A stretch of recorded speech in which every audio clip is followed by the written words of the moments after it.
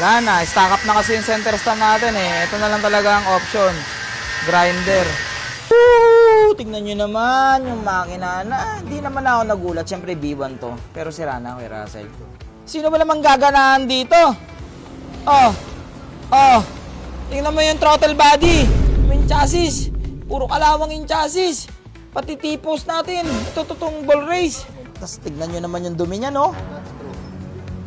Ay! Lintik ka, Diyos ko miyo. Grabe naman yan. Hanep naman na motor to. Sira ang bola. Sira na tuloy ang pulit. Tignan mo naman yung loob. Bagang. For sale na pala. Sa mga gusto, rare na rare, full hybrid. Pwede mo pa siyang i-manual. Tikpa mo dapa. Putik na motor to. Hanep na motor to talaga si migraine na to. Ang sakit mo sa ulo. Diyos ko ka. Tignan nyo yung itsura, oh. Nice. So, tingnan mo. Papakita ko sa'yo. Ito. Sino ba namang gaganahan dito? Oh. Tingnan mo yung throttle body. Kala ko lahat ng throttle body silver. May itim palang throttle body.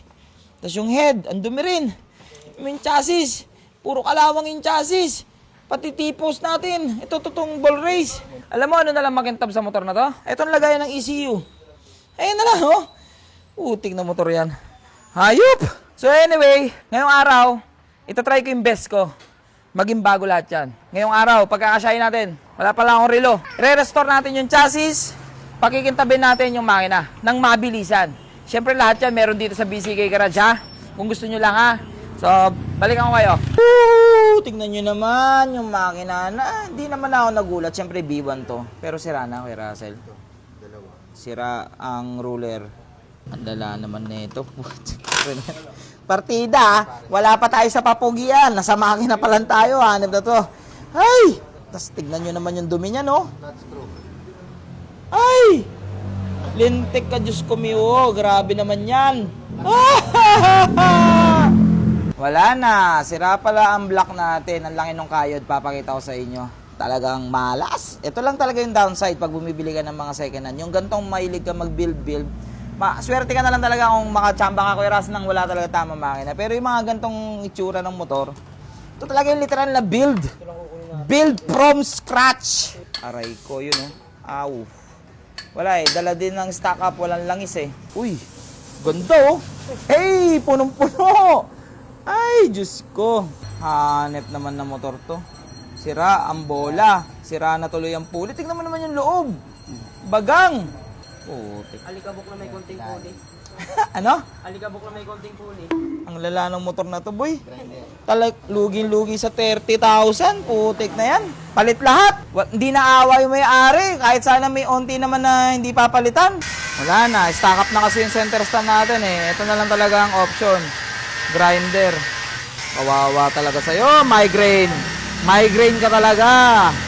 Ang lala mo. Palo na talaga siya.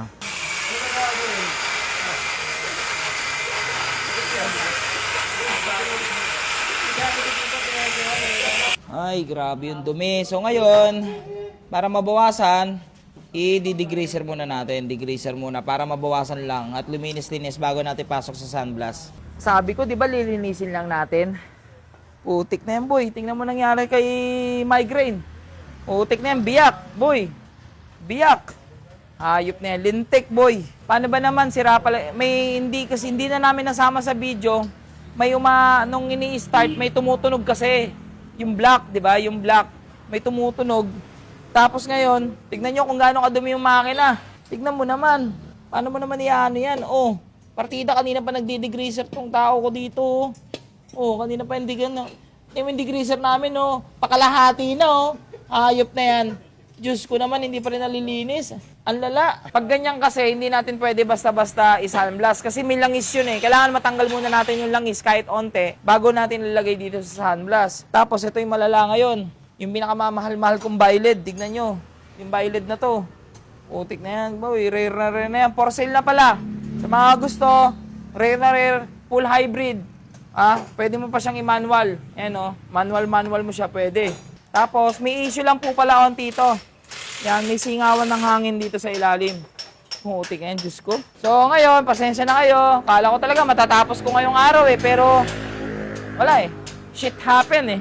Tignan nyo yung batalya. Wala talaga. Hindi kaya to ngayon, guys.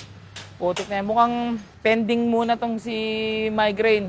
Kasi hahanap tayo ng block, hanap tayo ng mga gasket, oil seal, mga valve seal, lahat yan boy, papalitan na natin.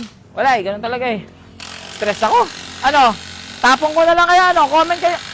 Comment kayo dyan sa baba, tapon ko na lang. Ha? Sakit na ng ulo ko boy. Uwi na muna ako.